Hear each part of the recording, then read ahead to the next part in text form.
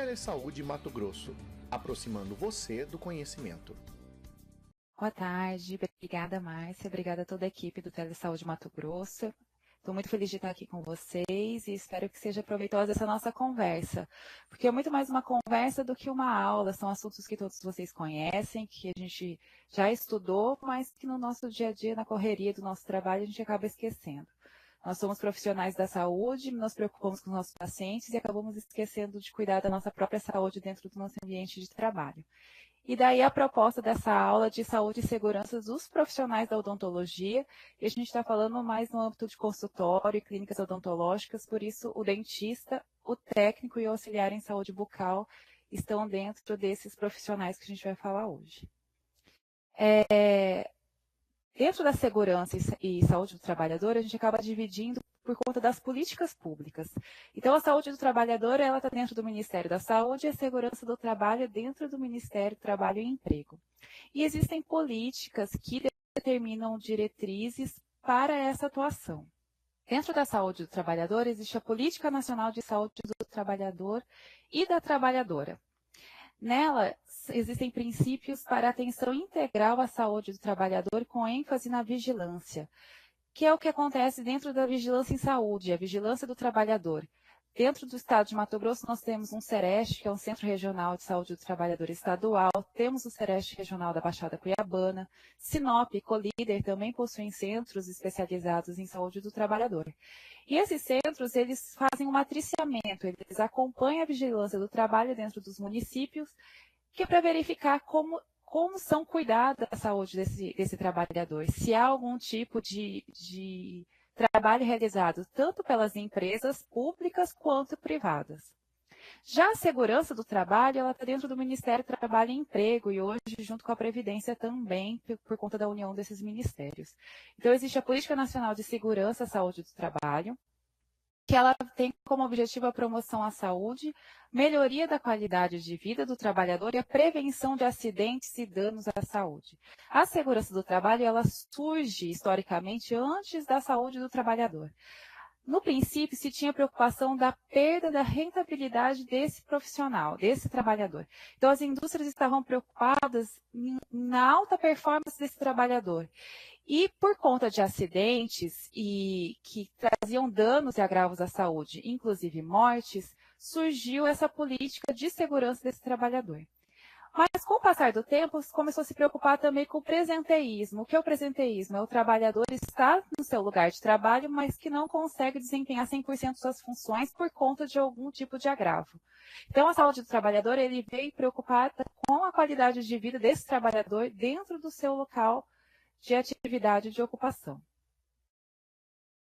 Para facilitar a nossa conversa de hoje, eu dividi em 3 tópicos. Nos riscos que nós, profissionais da odontologia, temos dentro do nosso ambiente de trabalho, os equipamentos de proteção individual e nós vamos falar também sobre os acidentes de trabalho na odontologia.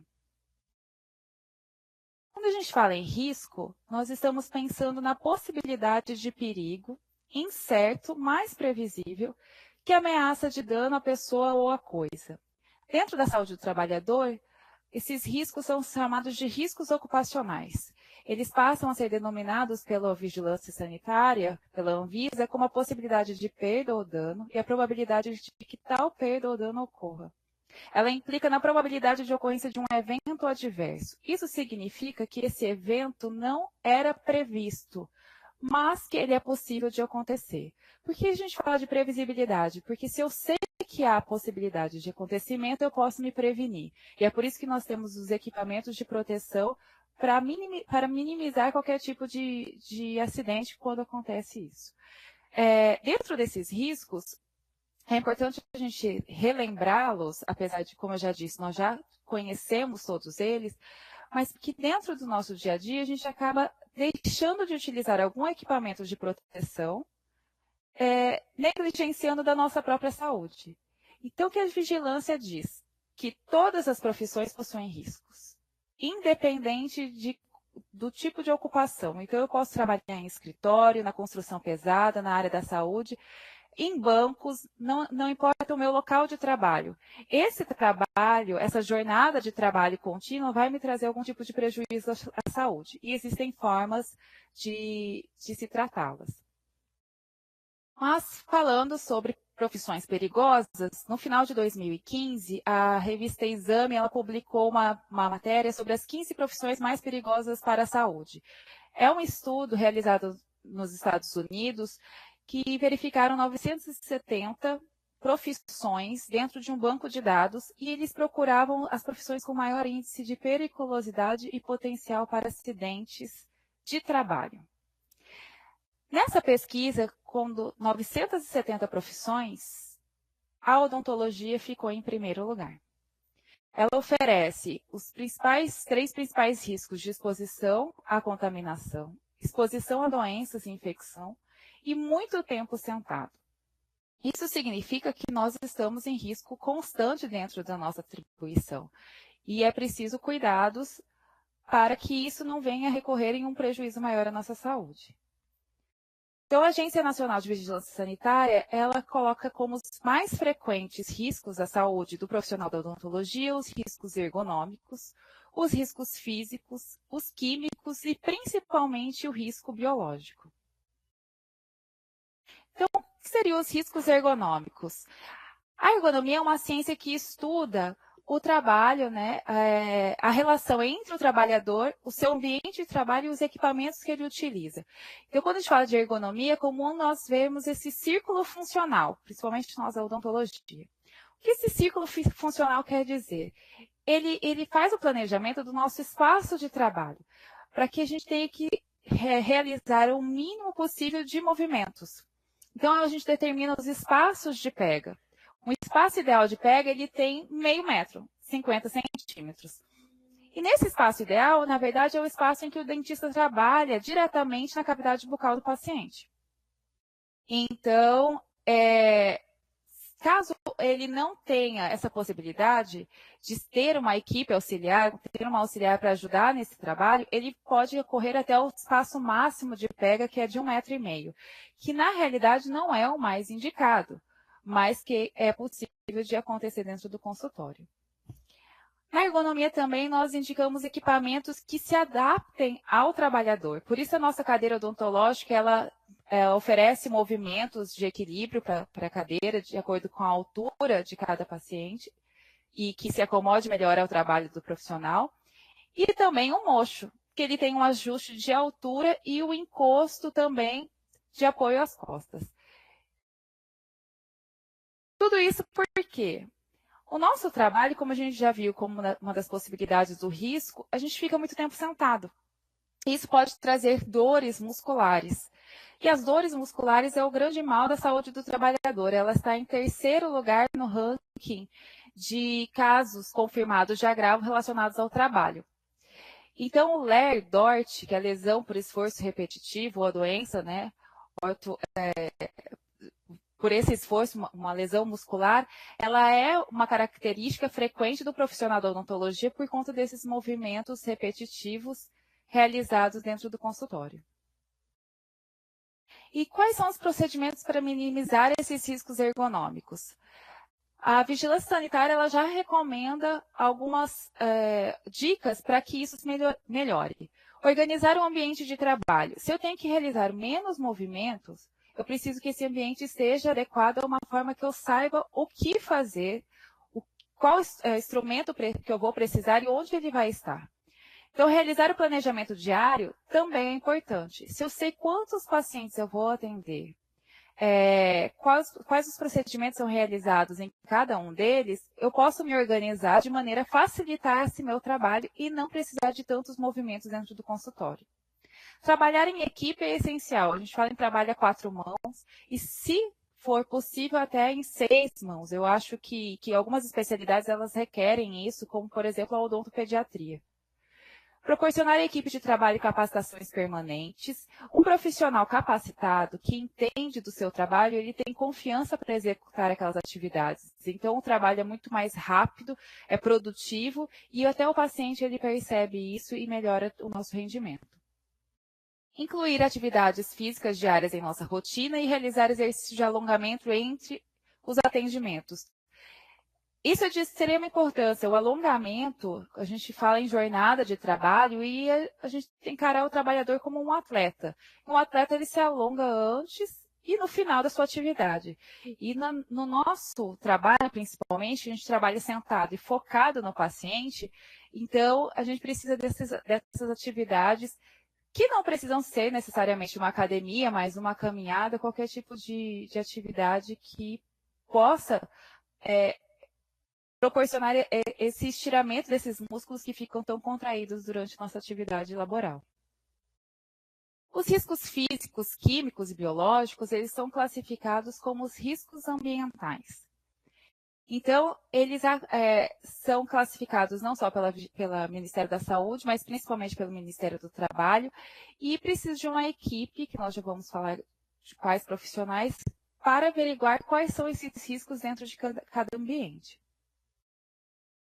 Então, só para vocês saberem a referência que a gente vai utilizar a partir de agora, quando eu estou falando da vigilância sanitária da Anvisa, eu estou utilizando esse manual de serviços odontológicos. Ele foi publicado em 2006, se não me falha a memória, está disponível online em PDF, e ele é específico para a área de odontologia, muito interessante, e eu indico para vocês conhecerem.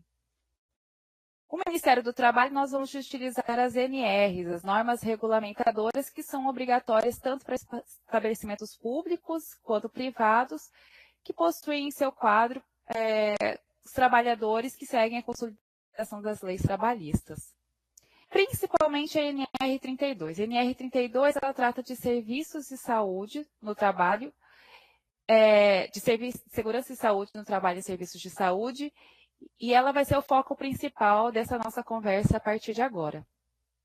Mas para que ela existisse, foi necessário outras normas regulamentadoras, como a NR4, que trata do serviço especializado em engenharia e segurança do trabalho, medicina do trabalho, que nessa NR, quando a gente fala desses serviços, começa a se estruturar o programa de riscos ambientais. A NR número 6 sobre equipamentos e proteção ambiental, a NR número 7, que é o Programa de Controle Médico de Saúde Ocupacional, que é nessa NR que os especialistas em odontologia do trabalho pretendem fazer a modificação e serem inseridos dentro desse processo de saúde do trabalhador. A NR 09, que é sobre o PPRA, que é o Programa de Prevenção de Riscos Ambientais. Quem conhece a forma que a gente consegue os alvarás sanitários, hoje são obrigatórios que se tenha o PPRA, o PCMSO, que é da NR07, o PGRSS, que é de gerenciamento de resíduos, são todos documentos obrigatórios para estabelecimentos em saúde. E falando em riscos, nós precisamos falar da NR15 e da 16, que tratam de atividades insalubres e perigosas também. Por que a gente está falando dessas normas regulamentadoras, antes de finalizar esses riscos? Porque elas vão determinar se o trabalhador tem o direito de receber o adicional de insalubridade ou periculosidade. Nós vamos falar mais sobre insalubridade, que é o nosso principal risco, é o risco biológico. Então, o potencial de recebimento de insalubridade, ele pode ser de 10%, 20% ou 40%. A NR número 15, ela tem vários anexos que vão determinar quais são esses riscos potenciais e o valor desse percentual. Então, se vocês verificarem aqui na número 14, o anexo 14, são os agentes biológicos. Quem trabalha em ambiente de saúde, ele tem o direito de receber ou 20% ou 40% de insalubridade. Por que ele já tem o direito automaticamente em receber? Porque o Ministério do Trabalho entende que o paciente procura o ambiente de saúde porque ele está doente. Então, nós estamos constantemente expostos a esse risco. Quem tiver curiosidade de verificar essa NR15 e o anexo 14, vocês vão ver uma lista extensa de micro-organismos potenciais a patologias da nossa saúde. Então, são micro-organismos que podem trazer alguma doença ao profissional e nós estamos constantemente expostos a ele. Isso não significa que fora do ambiente de trabalho não esteja exposto. Mas dentro do nosso ambiente de trabalho, nós estamos ali 8 horas por dia, todos os dias da semana, todos os dias úteis, então há essa preocupação sim com relação à insalubridade. Mas para saber se eu recebo 20 ou 40, eu preciso que aquela equipe da NR número 4, que são dos especialistas em engenharia e segurança do trabalho, verifiquem o meu ambiente de trabalho. Então, eles utilizam vários equipamentos que vão mensurar esses riscos e daí redigir um relatório que vai me dizer qual é o meu potencial de insalubridade. Se o meu recebimento é o mínimo ou é o máximo. Então, vamos começar os riscos ambientais. Primeiro, nós vamos falar dos riscos físicos. Dentro dos riscos físicos, nós começamos pela iluminação. A iluminação, ela influencia diretamente no nosso rendimento no consultório. E por isso que, além das lâmpadas convencionais do ambiente, nós utilizamos os refletores. Eu coloquei essa imagem desse refletor porque é um refletor mais moderno, né, mais recente. Ele utiliza lâmpadas de LED, que são, para nós trabalhadores, um grande fator de melhoria, porque as lâmpadas antigas, elas forneciam um aquecimento muito forte. E as lâmpadas de LED já não oferecem esse aquecimento. O importante é saber utilizar esse refletor. O refletor, ele tem que ser um ponto que facilite o trabalho do profissional. Então, ele é de extrema importância e um fator sobre iluminação que poucas pessoas acabam prestando atenção é que as cores do consultório vão influenciar na minha iluminação, no meu potencial de visão. Nós trabalhamos focados em uma só região. Se a minha parede do consultório for branca, ela pode causar algum tipo de confusão óptica, principalmente se eu estou utilizando lençol de borracha azul. Então, a vigilância sanitária ela recomenda que as paredes do consultório sejam sempre claras, exceto na cor branca. Com relação à temperatura, nós temos a indicação de que um ambiente ideal para o trabalho é de 21 e 24 graus Celsius. É claro que isso não significa que eu vou regular o meu ar-condicionado para essa temperatura, porque eu tenho que considerar a temperatura externa do consultório. Nós estamos falando daqui de Cuiabá, que hoje, nessa semana, estamos numa temperatura atípica, né, que tem feito um friozinho, mas não é raro Cuiabá fazer 40 graus, então a gente tem que saber considerar essas temperaturas externas e a interna. Eu acho que todo mundo já passou por isso. Não é fácil trabalhar quando a temperatura está muito alta, trabalhar com calor, ou trabalhar em um ambiente frio. Isso atrapalha muito o nosso rendimento. E o que é importante citar é que, normalmente, quando a gente tem uma temperatura ambiente ideal, que nós estamos trabalhando bem, muitas vezes o paciente entra no consultório e se queixa da temperatura, ele sente frio. E aí, nós profissionais acabamos alterando essa temperatura. É importante a gente pensar muito bem nisso, porque o paciente vai ficar ali meia hora, uma hora, e essa temperatura vai se alterar, então o ambiente pode começar a ficar quente, e até ela retornar a uma temperatura ideal, pode demorar um tempo muito maior. E são pequenas coisas que a gente tem que pensar se vale a pena. Infelizmente, nós temos que considerar que nós estaremos lá 8 horas por dia, 5 dias na semana. Então, nós temos que primar por esse ambiente. O próximo risco físico é a vibração. Dentro do consultório, os dentistas, agora nós vamos falar específico para eles, nós temos a caneta de alta rotação. Dentro das portarias ministeriais, nós não temos nada específico sobre a caneta de alta rotação. A vibração que a caneta faz, ela não é significativamente constante ou não chega a um nível, um limite que possa acarretar um problema à nossa saúde. O que a gente tem que tomar cuidado, como a gente já disse sobre ergonomia, é a questão do Lair-Dort. Porque as canetas, entre uma marca e outra, ela tem uma variação de peso, da própria vibração, e você saber se adequar a um tipo de caneta que não vai trazer nenhum tipo de prejuízo nesse sentido. Mas relacionado à vibração, nós não temos nenhum registro na odontologia sobre a caneta de alta rotação. Agora nós vamos falar sobre ruído. Já falando em ruído, a caneta de alta rotação está novamente aparecendo. Mas nós temos também um compressor, as bombas de alta sucção, ultrassom, a autoclave quando ela está dentro do consultório. E aí, se você trabalha em um consultório sozinha, né, ou se for também algum outro tipo de posto de saúde que você tem outras atribuições, chega algum paciente, toca a campainha, o telefone toca. E se você faz odontopediatria, a criança chora. Então, nós temos vários ruídos dentro do nosso trabalho, que são importantes de serem consideradas. Porém, quando a gente fala em barulho, todo mundo remete à alta rotação. A NR15 das atividades insalubres diz que a tolerância, o limite de tolerância para uma jornada de trabalho de 8 horas é de 85 decibéis. Em 2007, Crosato, que é o professor Edgar Crosato, da USP São Paulo, ele fez uma pesquisa com as 3 principais marcas no mercado de canetas de alta rotação. E aqui apresentou o maior ruído foi de 82 decibéis. Isso significa que nós estamos dentro do limite tolerado pelas normas regulamentadoras do Ministério do Trabalho. Entretanto, a Organização Mundial de Saúde diz que começa um estresse auditivo a partir de 55 decibéis.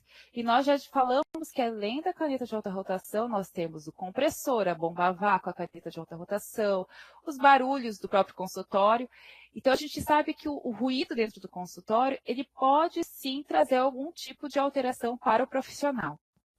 Inclusive, essa alteração já é registrada e tem um manual do Ministério da Saúde, que é o PAIR, que é a perda auditiva induzida por ruído decorrente do seu ambiente de trabalho. Então, quando o ruído é intenso e a exposição a ela é contínua, em média 85 decibéis por 8 horas por dia, ocorrem alterações estruturais na orelha interna que determinam a ocorrência da perda auditiva induzida por ruído. Existe um manual específico sobre essa patologia e quais são as consequências, além da perda, né, da audição? Estresse, traz problemas também no sistema digestório, irritabilidade, que são provenientes desse estresse causado pelo ruído. Além disso, atrapalha a comunicação dentro do consultório. Né? Quantos de vocês, eu acredito que acaba tendo algum tipo de discussão entre dentista auxiliar por conta dos barulhos, a gente está usando máscara, então a comunicação fica também deficiente por conta desses ruídos, o que acaba aumentando ainda o estresse dentro do ambiente de trabalho. Antes de passar, deixa eu só voltar. Mas o que fazer nos casos de ruído? Nós temos algumas alternativas. Caneta de alta rotação precisa ser lubrificada. Caneta que não é lubrificada, ela vai produzir um maior ruído. Compressores. O compressor, até pela RDC 50, que trata dos consultórios, das instalações de serviços de saúde, ele deve estar em um local externo ao consultório. E em caixas que tenham algum tipo de isolamento acústico. Sugadores de alta sucção, eles possuem o liga e desliga. Então, só ligar realmente quando eu estiver utilizando, o que vale também para o ultrassom. A autoclave realmente ela tem um barulho que acaba incomodando. Mas, felizmente ou infelizmente, o ser humano ele acaba se acostumando com esse barulho. Mas até o paciente ele acaba se incomodando quando você tem um autoclave dentro da sala clínica. Então, o ideal é que você possa ligar esse ciclo da autoclave em horários que não tenham um fluxo muito grande de paciente ou que você não precise ficar dentro daquele ambiente. Né? Então, vamos retornar. Radiação. Dentro dos consultórios, é comum nós encontrarmos este tipo de equipamento, que é o aparelho de raio-x intrabucal. O aparelho de raio-x intrabucal, ele produz uma radiação muito inferior aos aparelhos extrabucais que a gente encontra dentro de centros radiológicos. Entretanto, isso não quer dizer que esse risco não exista. Ele só é mínimo comparado a outros aparelhos. E o efeito da exposição à radiação, ela acarreta em riscos à saúde associados à exposição prolongada a um baixo nível, como câncer e mutação de DNA. O que a própria norma regulamentadora que é a NR32, recomenda nos casos de consultório odontológico com aparelho intrabucal. Ela diz que para a radiologia intraoral, todos os trabalhadores devem se manter afastados ao cabeçote do paciente a distância de 2 metros. Todos os aparelhos possuem disparadores à distância. E é preciso uma distância de 2 metros.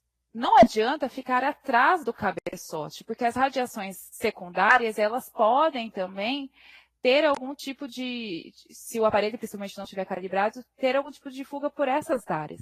Então, eu preciso estar a 2 metros de distância desse paciente. Nenhum trabalhador deve segurar o filme durante a exposição. A gente sabe que acontece em alguns casos, como, por exemplo, crianças, pessoas com deficiência, e precisam de algum tipo de auxílio para realizar esse exame.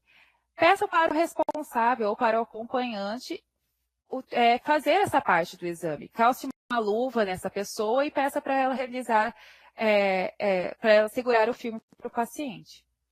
Mas caso ainda assim não tenha algum acompanhante, não tenha um responsável e o profissional precise segurar o filme, ele vai ter que também ser disponibilizado o equipamento de proteção individual, assim como o paciente também já estará utilizando, que é o avental cumbrífero e o protetor de tireoide, que é o avental de chumbo.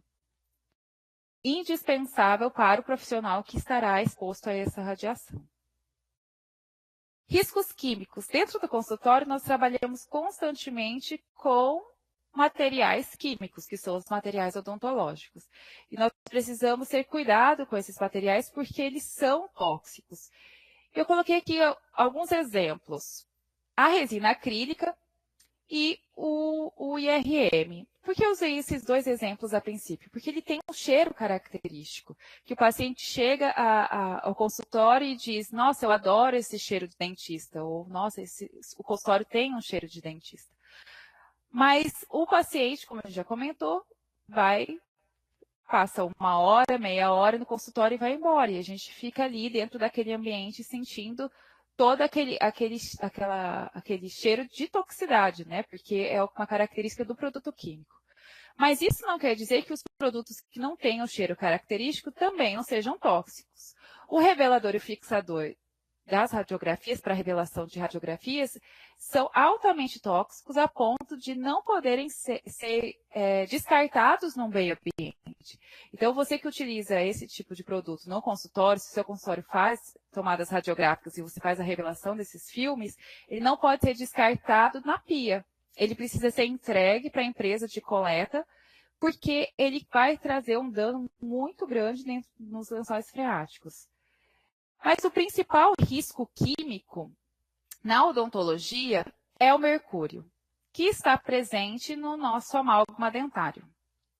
É claro que a utilização do amálgama ela já não é mais tão frequente como já foi um dia, e nós temos uma briga muito grande, né, uma discussão a ser feita a respeito do mercúrio, por conta da Organização Mundial de Saúde, que prevê a eliminação desse material. Porque os profissionais que estão expostos a esses vapores de mercúrio, mesmo em concentrações baixas, provocam alterações nos sistemas biológicos do corpo humano, estabelecendo desde quadros denominados micromercurilismo. O micromercurilismo ele é uma doença que ataca principalmente o sistema nervoso central, causando irritabilidade, depressão, perdas de memória. Então, o profissional que fica exposto a esse tipo de produto, esse tipo de agente tóxico, ele sofre todos esses males. E é exatamente por isso que a Organização Mundial de Saúde, ela incentiva a eliminação do uso de mercúrio até 2020. Nós estamos em 2017, isso significa que resta pouco tempo. É uma discussão muito grande na odontologia, que a gente sabe que principalmente aqui no Brasil, ainda não se pensou em um material restaurador que possa substituir o amálgama, mas nós temos que considerar que a preocupação da Organização Mundial de Saúde é também relacionada à saúde do próprio trabalhador da odontologia, que a gente precisa discutir mais esse assunto. E o risco mais frequente, né, o mercúrio é o principal risco, mas o mais frequente é o látex. O látex está presente nas nossas luvas de procedimento e o látex é um produto natural, vem da seringueira, mas o problema é na fabricação dessa luva, a quantidade de agentes químicos utilizados, inclusive o pó da luva de procedimento, que pode trazer algum tipo de alergia aos profissionais. E a alergia é importante a gente dizer que as pessoas podem nascer alérgicas e depois deixarem de ser, ou você nunca ter tido nenhum tipo de alergia e em algum momento da sua vida você passa a ser alérgico. Então é importante a gente ficar atento a essas luvas e também, além de alergia, aos quadros também de dermatite de contato. A dermatite de contato, que é um cuidado que a gente precisa ter também, as mãos são nossas ferramentas de trabalho. A gente depende das nossas mãos. Nossa, eu mudei aqui. A gente depende das nossas mãos. Então, a lavagem das mãos entre a troca das luvas, ela é de extrema importância. Então, eu acabei de atender um paciente, eu removo minhas luvas, eu lavo as minhas mãos para poder calçar novamente. Essa troca constante e lavagem das mãos constantes pode trazer algum tipo de ressecamento e pode provocar, sim, patologias. Então, sempre deixar as mãos hidratadas e um cuidado especial com elas para evitar qualquer tipo de dermatite. Além disso, nós temos produtos de limpeza também. E esses produtos de limpeza são tóxicos, tão tóxicos que as donas de casa já passaram a utilizar luvas de proteção para terem contato com esses tipos de produtos. Então, dentro do consultório, nós temos diversos produtos químicos. A NR32 traz também os cuidados que nós devemos ter relacionados a esses produtos. E o primeiro é conhecer esses produtos. Então, nós precisamos saber as características e as formas de utilização do produto. Parece uma bobeira, mas nem sempre nós estamos utilizando o produto de uma forma correta. E é preciso saber exatamente qual é a finalidade do produto e utilizar da forma preconizada pelo fabricante. Os riscos à segurança e saúde do trabalhador e ao meio ambiente, considerando as formas de utilização, que foi o que a gente acabou de dizer, relacionado ao meio ambiente, é saber o descarte desse produto, o que fazer com esse produto depois de utilizá-lo, né? As medidas de proteção coletiva, individual e controle médico de saúde dos trabalhadores, condições e local de estocagem e procedimentos em situação de emergência. Todas essas informações estão presentes dentro da bula dos nossos produtos. E é interessante porque muitas vezes chegam os produtos, né, as caixas de produtos, e as pessoas descartam caixa, bula e ficam só com frasco sem considerar o que tem escrito na bula. Então, é importante a leitura dessas bulas e, se possível, guardar. Caso aconteça algum tipo de acidente, recorrer à bula para saber do que se trata, quais são os produtos químicos, os reagentes dentro daquele produto. E agora, os riscos biológicos. Os riscos biológicos são os mais conhecidos, os mais temidos. Quando a gente começa a falar de riscos ocupacionais em odontologia, a primeira coisa que as pessoas falam são dos riscos relacionados às doenças. E a NR32, ela diz que risco biológico é a probabilidade de exposição ocupacional, isto é, dentro do nosso ambiente de trabalho, a esses agentes biológicos. Quais são esses agentes? São os vírus, os fungos, bactérias e parasitas. Tudo isso porque a gente preocupa com as doenças infecto-contagiosas. É claro que nós estamos falando de saúde e segurança do profissional, mas tomando as medidas de cuidados com a nossa saúde, nós temos que lembrar também da contaminação cruzada, e é por isso que a gente se preocupa também com a saúde do paciente e a segurança desse paciente que está dentro do consultório. Essas doenças, elas podem ser transmitidas por via aérea, transmissão por sangue e outros fluidos, e transmissão por contato direto e indireto com o paciente. E é importante a gente sempre lembrar disso. As pessoas se preocupam muito com acidentes pérfuro-cortantes, mas o tempo todo nós estamos expostos. Como exemplo de transmissão via aérea, parece simples, mas nós temos a gripe. E a gripe hoje, ela é uma preocupação, ela tem uma variação muito grande. Tem a gripe H1N1, por exemplo. Então, é importante a gente tomar esse cuidado. Mas também a gente tem tuberculose, que é transmitida por via aérea, rubéola, sarampo. Transmissão por contato direto e indireto por paciente. Tem micose, pediculose, que são os piolhos. Conjuntivite, herpes. Mas a preocupação geral é com a transmissão por sangue e outros fluidos, que é a transmissão do HIV, hepatite B, hepatite C.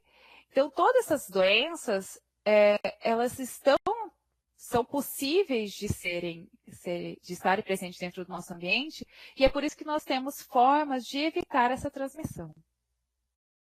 A principal delas é a imunização. Então, o profissional da área da saúde, por estarem expostos, eles possuem um risco elevado à aquisição de doenças infecciosas, devendo estar devidamente imunizados. E aí eu trago para vocês uma tabela de vacinas que é para adultos. Reparem, não é para profissional da saúde. Todos nós adultos, independente da área que a gente trabalha, a gente precisa ter a nossa carteira de vacinação completa.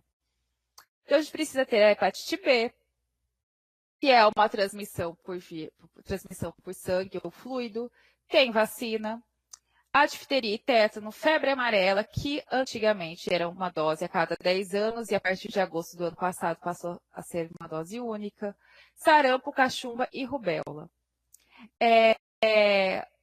Aqui não está descrita, mas é importante dizer que todo mundo tem até a vacina da BCG, que previne a tuberculose.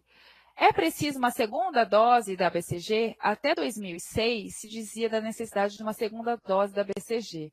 Hoje, para você saber se você precisa ou não dessa segunda dose, é preciso fazer um teste que se chama PPD. É um teste intradérmico, e aí ele vai dizer se você está reagente ou não ao vírus, né, da tuberculose, ao bacilo da tuberculose. A hepatite B é uma grande preocupação também, porque são 3 doses. E nem sempre as pessoas tomam corretamente essas 3 doses. Então, existe também um teste laboratorial, que é o anti-HBS, para saber se a sua vacina da hepatite B está eficaz ou não. Por que essa preocupação dos testes em saber se minha vacina está funcionando ou não? Lembra que a gente está exposto a esse tipo de risco? Então, as mulheres, elas têm um cuidado um pouco maior, porque no pré-natal o médico pede todos esses testes. Então, ela acaba sabendo se está ou não. Mas e se ela não estiver em período de gestação ou o próprio homem? Então, a gente tem que ter esses cuidados sempre relacionados à vacina. Repare que a hepatite C não tem vacina e o HIV também não. Então, a gente vai falar de alguns cuidados que nós precisamos tomar, que são chamados de precauções padrões para esses tipos de doença. E reparem que aqui a gente não tem a gripe. Mas a gripe, anualmente, nós temos a vacinação. E a vacinação, ela é anual, porque, como a gente já comentou, o vírus ele é mutante. A cada ano, ele toma uma forma diferente. Isso significa que não é porque eu tomei a vacina naquele ano que eu não vou ter gripe naquele ano. Eu posso ter, sim, gripe, mas provavelmente de uma outra forma viral que essa doença venha a se manifestar. Quais são os equipamentos de proteção individual a serem utilizados? A norma regulamentadora número 6, ela descreve quais são esses equipamentos de proteção individual. Então, o que eu preciso ficar atenta é se meus equipamentos de proteção possuem esses certificados determinados pelo Ministério do Trabalho e Emprego, que é o certificado de aprovação e o selo do Inmetro. Isso é bem frequente em caixas de luva, principalmente, né?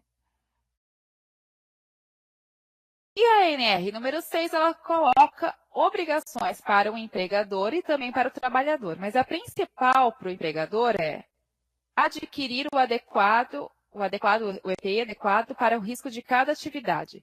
Então, é papel do empregador fornecer o EPI, mas a letra B é o principal, olha, exigir o seu uso. O empregador pode, sim, exigir o uso do equipamento de proteção individual, dar advertência em caso de não cumprimento, inclusive cabe demissão por justa causa para o trabalhador que se recusar a utilizar esse equipamento de proteção individual. E cabe ao trabalhador, olha, em primeiro lugar, usar. É obrigação do trabalhador utilizar os equipamentos de proteção individual de acordo com a sua ocupação. Ele também é responsável pela guarda e conservação e comunicar ao empregador quando há alterações que o tornem própria para o uso. Isso acontece muito em caixas de luva. Nós moramos em um estado que é quente, as caixas ficam guardadas dentro de depósitos e o calor pode trazer algum tipo de dano a essas luvas. Então, não é raro que as luvas se rasguem ao serem calçadas, né? E o empregador ele precisa ser comunicado sobre isso para substituição desse tipo de equipamento. Então, o primeiro equipamento é o gorro. O gorro é um equipamento de proteção para a cabeça. Eu coloquei duas imagens de gorros descartáveis, a sanfonada e aqui é com fechamento atrás. O importante é que ela protege os nossos cabelos das gotas, gotículas e aerosóis do ambiente e também a orelha. Isso significa que eu não posso deixar o meu cabelo para fora, porque o cabelo também, ele acaba sendo uma forma de prevenção e segurança para o paciente, não deixando o nosso cabelo também exposto ali.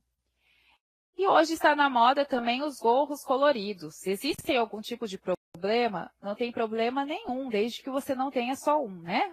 Tem que ter pelo menos uns 3, porque você não vai usar o mesmo equipamento todos os dias. Como ele não é descartável, você tem que ter uma troca, um número considerável desses tipos de gorro para poder fazer um trabalho adequado.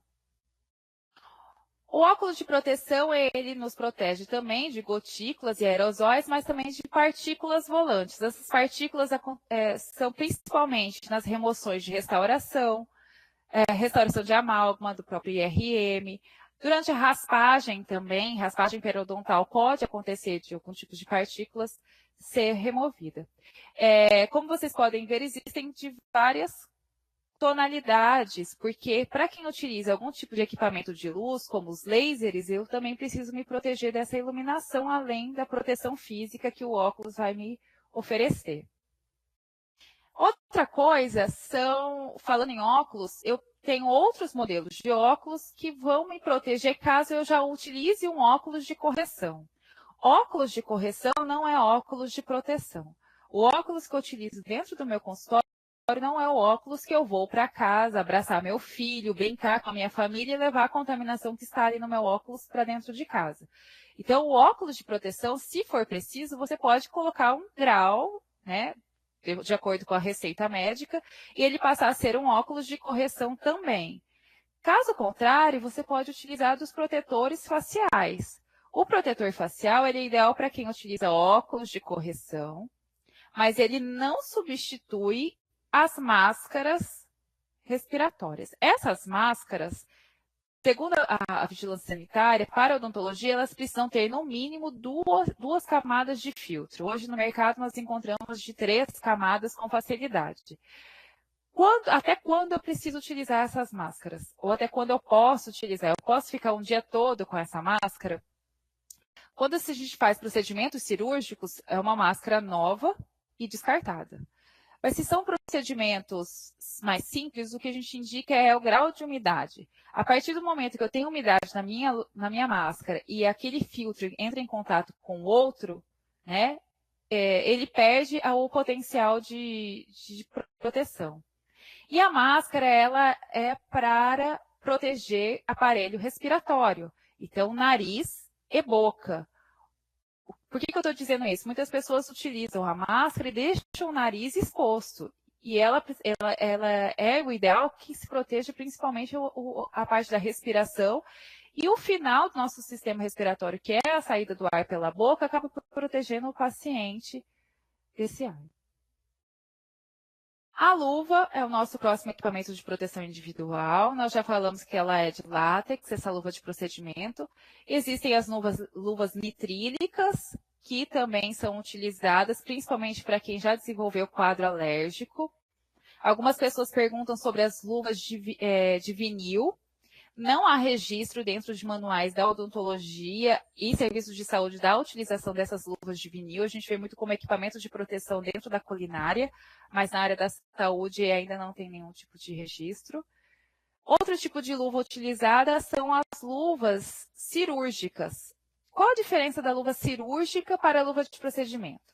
Ela é mais resistente, ela é mais longa, ela tem uma empunhadura melhor, mas principalmente ela é estéril. Então, por isso são utilizadas em cirurgias. Eu coloquei essa luva só para deixar claro uma coisa. Primeiro que ela não é um equipamento de proteção individual. Nós utilizamos esse tipo de luva, que muita gente chama de sobreluva, para fazer algum tipo de procedimento que eu não queira, que eu não possa tocar a minha mão enluvada em contato com aquele objeto, como telefone, portas, gavetas, por exemplo. Mas eu coloquei para ilustrar porque, como nós costumamos chamar, é de sobreluva. Então, isso aqui está errado. Eu nunca vou calçar diretamente na minha mão, porque essas luvas são muito frágeis. Mulheres sabem que vem em caixinha para pintar cabelo em casa, então elas se rasgam com facilidade e não protegem o trabalhador. Se eu for utilizar esse tipo de luva, eu vou utilizar sobre a luva de procedimento, porque a luva de procedimento é o meu equipamento de proteção individual e não essa luva plástica. E por último, as luvas de borracha.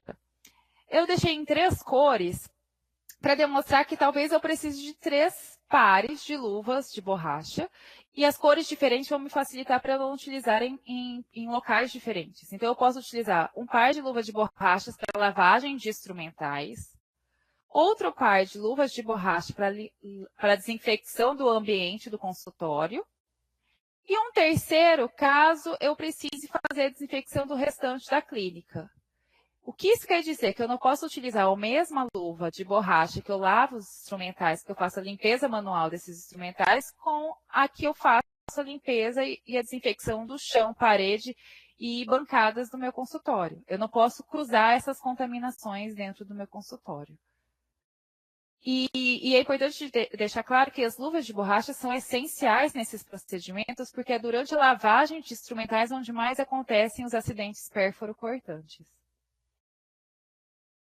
Os calçados, eles precisam ser antiderrapantes, fechados e com material resistente e liso que não absorva a umidade. Muita gente fala assim, nossa, mas esses sapatos são muito feios. Realmente, eles não precisam ser bonitos, eles são equipamentos de proteção. Então, o que a gente fala é que você utilize o seu equipamento de proteção, que é o calçado, dentro do consultório. No final do dia, calce o seu calçado comum, e vá para casa. O calçado de EPI vai ficar sempre no consultório. Até porque você evita outro tipo de contaminação cruzada, que vem pelo solado desse calçado. Então, se você puder, é até melhor. Você vá para casa com seu sapato, chegue no seu consultório e troque de calçado. Existem também os propés. O propé, é importante deixar claro que ele vai facilitar muito quando a gente fala de contaminação cruzada. Se por um acaso eu esqueci o sapato, deixei, levei para lavar, não trouxe, eu posso utilizar o propé. Mas se eu puder entregar para cada paciente utilizar esse tipo de artifício, é importante porque vai eliminar muito a microbiota dentro do nosso consultório. E o nosso último equipamento de proteção é o avental. O avental, que é o famoso jaleco, possui vários modelos de golas, mangas. A vigilância sanitária ela pede que seja gola em padre, mangas longas e com punhos. Relacionado à cor, hoje a gente vê muita venda de jalecos coloridos. Qual é o que isso pode trazer de prejuízos, jalecos coloridos dentro do nosso consultório? São os cuidados com a rouparia. Pela Anvisa, o solvente principal para a lavagem dos jalecos, né, desses tipos de equipamentos, dos tecidos, é a água sanitária. E eu não posso utilizar a água sanitária nos outros jalecos coloridos. Então, esse é o principal prejuízo. Então, eu posso lançar mão de outros solventes para fazer essa limpeza, mas eu tenho que ter ciência, né, o conhecimento de que ela não vai ser utilizada com o solvente principal e mais indicado. Então, falando em jalecos, a Unicamp está desenvolvendo um tipo de tecido que protege contra a contaminação. O que esse tecido faz? Ele não permite a penetração desses líquidos que estão dentro do ambiente, desses aerosóis, principalmente em odontologia. E fica claro que o nosso jaleco, por ser de tecido, ele permite essa penetração dessa umidade. E é por isso que alguns estudos dizem que o jaleco não é um equipamento de proteção, e sim uma barreira de proteção, porque ele não chega a prevenir 100% esse contato. A gente também tem os capotes cirúrgicos, né? que podem ser de tecidos e também descartáveis. Essa matéria eu acho bem legal porque, olha só, contaminação atinge 95% dos jalecos médicos. E aí eu incluo todos os profissionais da saúde, não só médicos, enfermeiros, dentistas. E por que eu estou falando isso? O jaleco é o equipamento de proteção do trabalho. Nós temos que utilizar no trabalho. Então, evitar sair, né? Ir para o mercado, fazer compra, buscar os filhos na escola, utilizando esse nosso equipamento de proteção individual.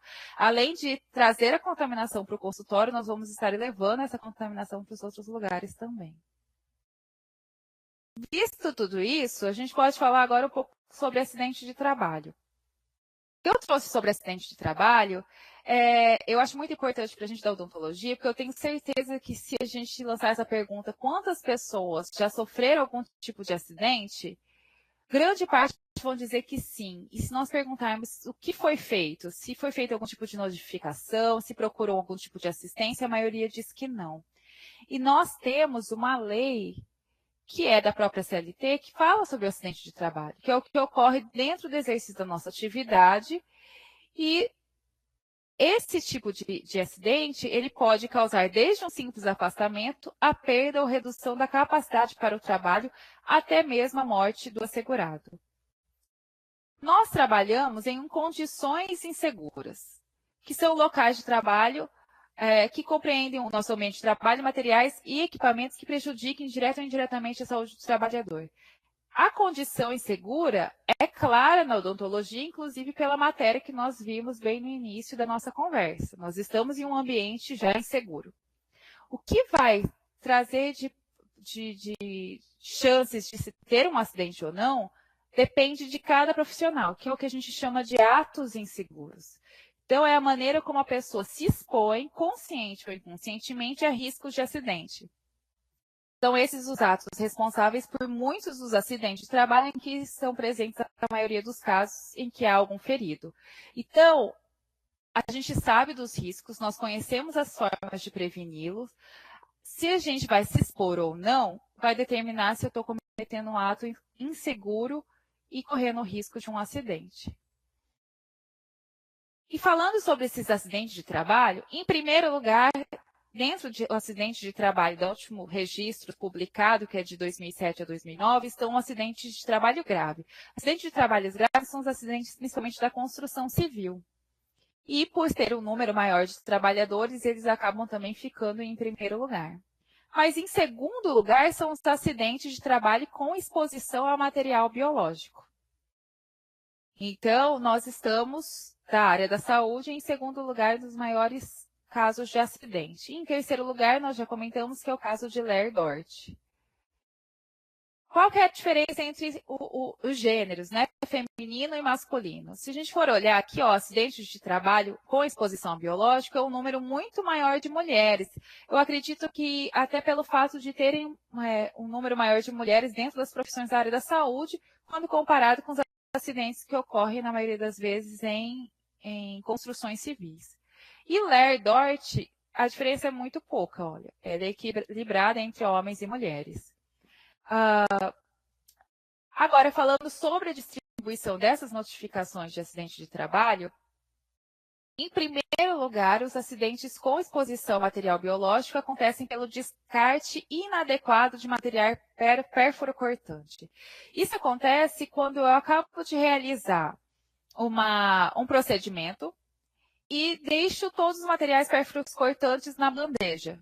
E a equipe auxiliar vai descartar esse material e ela não vê que tem uma agulha, ela não vê que tem uma broca que eu não vou mais utilizar, uma lima, algum tipo de instrumento que possa causar esse acidente. Então, em primeiro lugar, está dentro o descarte de material. Em quarto lugar, estão os procedimentos cirúrgicos, odontológicos ou laboratoriais. E aí, eu trago uma questão para nós da odontologia. No ranking das 20 ocupações que mais acontecem acidentes com o material biológico, o dentista e o técnico em odontologia estão em quinto e sexto lugar. Nós ficamos atrás dos médicos e dos trabalhadores de coleta de resíduos, de limpeza e conservação de áreas públicas. Eu não sei de verdade se esse dado reflete a realidade, porque nós sabemos de muitos casos de colegas que não realizam a notificação. Então, são casos subnotificados. E qual a importância da gente ter consciência dessa notificação? Quanto a gente tem números, a gente consegue provar que nós estamos dentro de um ambiente que produz risco, ou existir políticas de saúde para nos assegurar, para garantir que o nosso ambiente seja mais seguro, para desenvolver produtos e equipamentos que facilitem o nosso trabalho. Eu vou dar um exemplo muito simples, mas antigamente, que não sou dessa época, mas as agulhas de sutura, elas vinham separadas dos fios. E o profissional tinha que fazer esse trabalho para poder realizar a sutura. E hoje as caixas já vêm prontas para a gente trabalhar. Então, são produtos que vieram para facilitar e para proteger a nossa saúde enquanto trabalhadores. E já que eu estou falando de notificação, esse é o comunicado de acidente de trabalho da Previdência. Por que eu estou mostrando da Previdência? Quem tem carteira assinada vai ter o da Previdência. E nós que somos servidores públicos, quando você tem algum tipo de acidente de trabalho, isso vai mudar de acordo com o nível, a esfera que você trabalha. Então, se é estadual, municipal, ela vai mudar de município para município. Mas todos esses serviços públicos possuem um tipo de previdência. Aqui em Cuiabá nós chamamos de Cuiabá Prev, que possui um certificado de registro muito parecido com a CAT. E a gente precisa notificar, a gente precisa ter registro, porque muitas dessas doenças ocupacionais, elas não vão aparecer 5 minutos depois do acidente, nem um ano depois, talvez daqui a 5, 6, 7 anos. Então, a gente precisa ter tudo isso assegurado. Pensando nisso, aquela NR32 que nós falamos no início, em 2011 ela sofreu uma alteração que inclui que os empregadores devem elaborar e implantar planos de prevenção de risco de acidentes com materiais pérfuro-cortantes. De acordo com o que é estabelecido, ele coloca no anexo 3 algumas condições para esse plano de prevenção de riscos e acidentes. E o que ele quer com isso? Ele quer que nós tenhamos precauções padrões, que são medidas de prevenção que devem ser utilizadas independente do diagnóstico confirmado ou presumido de doença infecciosa transmissível no indivíduo fonte. O que ele quer dizer? Que independente do paciente, eu vou ter precaução padrão. Não me importa se é criança, se é adulto, se ele veio a pé, de carro, bicicleta, a cor dos olhos dele não me importa. Todos os pacientes serão tratados da mesma maneira e nós vamos ter precauções com todos esses pacientes. Eu coloquei algumas, só as principais delas, que primeiro é a utilização de EPI. A gente tem que utilizar e utilizar de forma correta e consciente. Durante procedimentos com luvas, não atender telefone, não abrir portas usando maçanetas, nem tocar com as mãos em locais possíveis de contaminação. Aqui a gente está falando com o telefone da unidade. Celular não é para estar dentro de consultório. Celular é um dos equipamentos mais contaminados. As pessoas levam o celular para o banheiro, almoçam com o celular ao lado e ainda levam para dentro do consultório. Então, o celular, de preferência, guardado dentro de armários, bolsas e gavetas e nunca no bolso do jaleco. Manipular cuidadosamente o material pérfuro-cortante. Não reencapar, entortar, quebrar ou retirar as agulhas de seringas com as mãos. Sempre utilizar algum tipo de pinça ou alicate para fazer essa remoção, caso eu não consiga fazer a técnica de pesca, que a gente chama, que é colocar com a carpulha encaixando dentro da tampa da agulha. Exatamente para evitar esse acidente, que é o principal quando a gente pergunta para as pessoas se existe acidente dentro do ambiente de trabalho, que é a perfuração dos dedos e mão. E manter caixas de descartes dispostas em locais visíveis de fácil acesso e não preenchê-las acima do limite de 2/3 da capacidade total. Essas caixas já possuem a marcação limite. Eu não posso exceder esse limite. Primeiro, porque eu posso extrapolar o peso que ela aguenta. E segundo, porque eu preciso fazer a dobra para depois entregar para a empresa de coleta. Então, eu tenho que tomar muito cuidado com isso também. Todas essas precauções, a gente fala que são cuidados diários e recorrentes, e tudo isso porque a gente quer cuidar do nosso bem maior, que é a nossa saúde. Então, na verdade, era esses lembretes que a gente queria trazer hoje para vocês, como uma forma de introduzir esse assunto, e eu trago essa frase para finalizar, que é: cuide do seu corpo. você mora nele. Então, se você tem uma família, você tem filhos, pais, mães que dependem de você, do seu trabalho, pensa neles também quando você for utilizar o EPI, quando você estiver reclamando do óculos que embaça. Pense que você está fazendo isso pela sua família, por um bem maior e por uma odontologia com profissionais saudáveis que possam cuidar desses pacientes da melhor forma possível.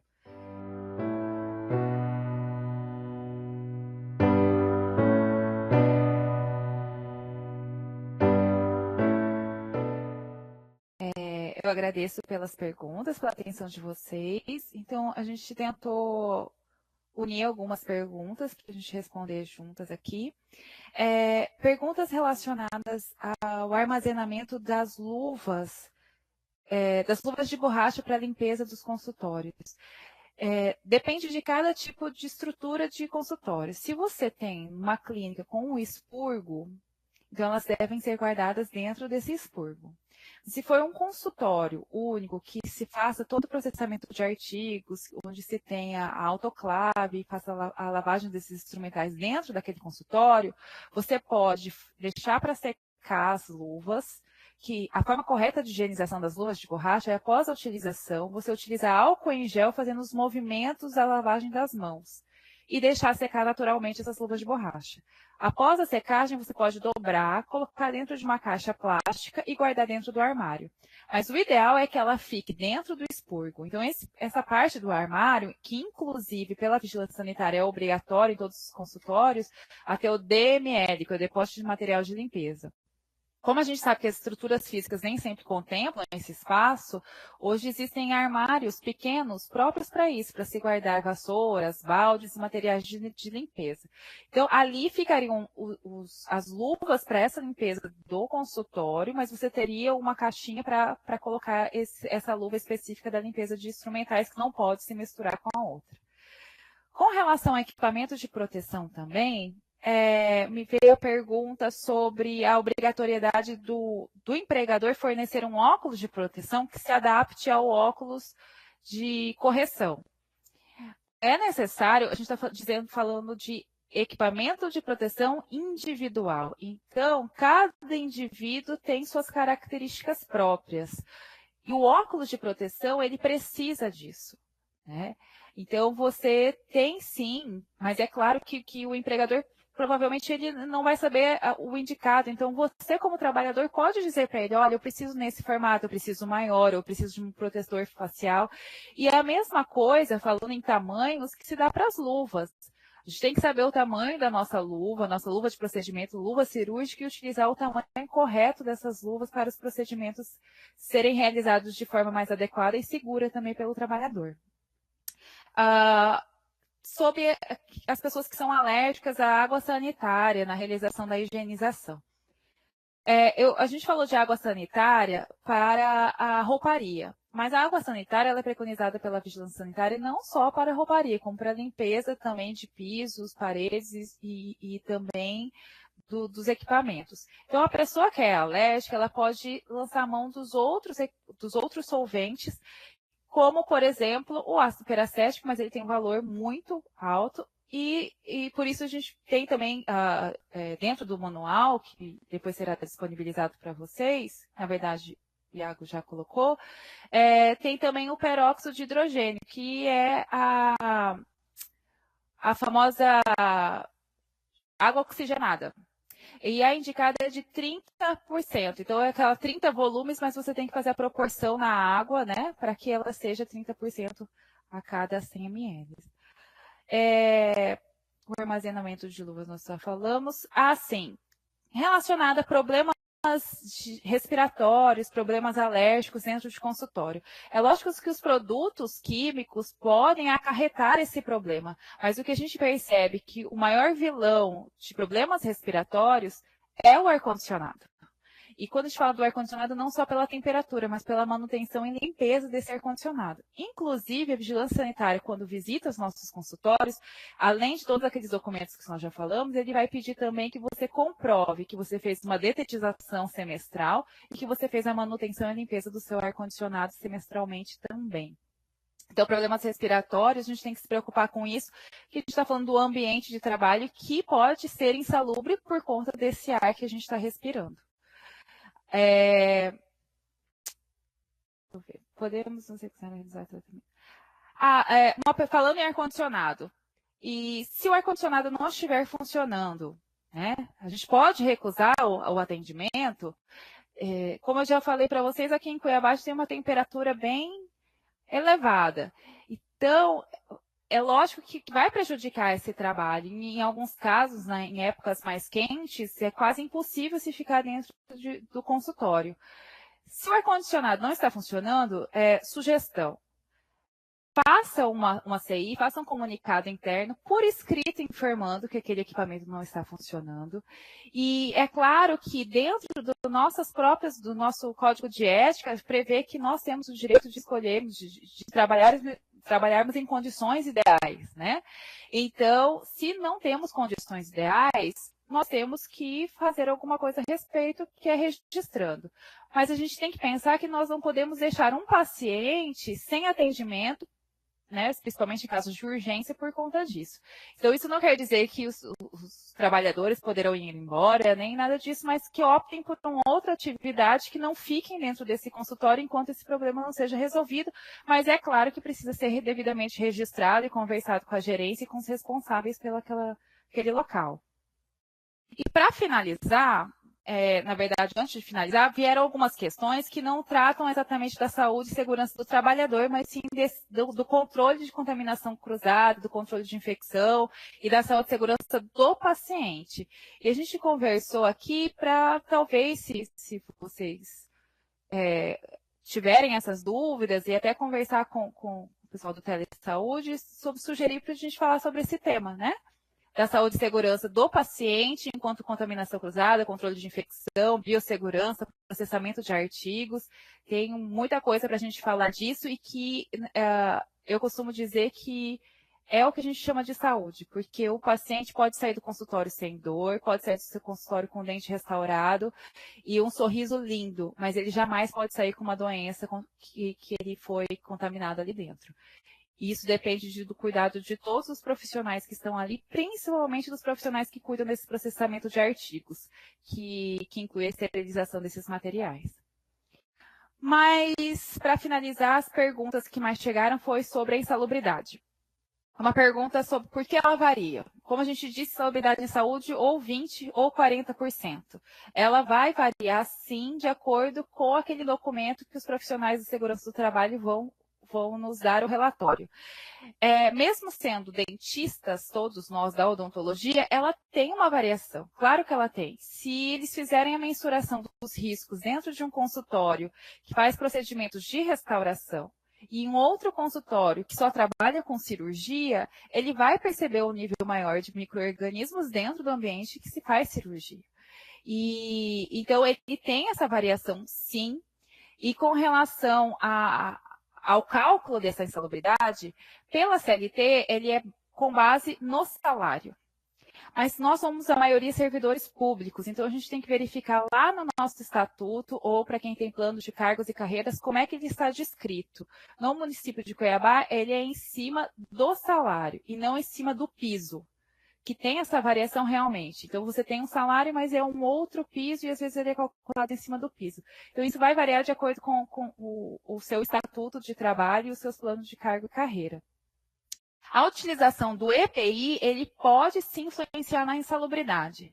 Então, quando eu tenho equipamentos de proteção que conseguem minimizar esse risco, vai diminuir essa insalubridade.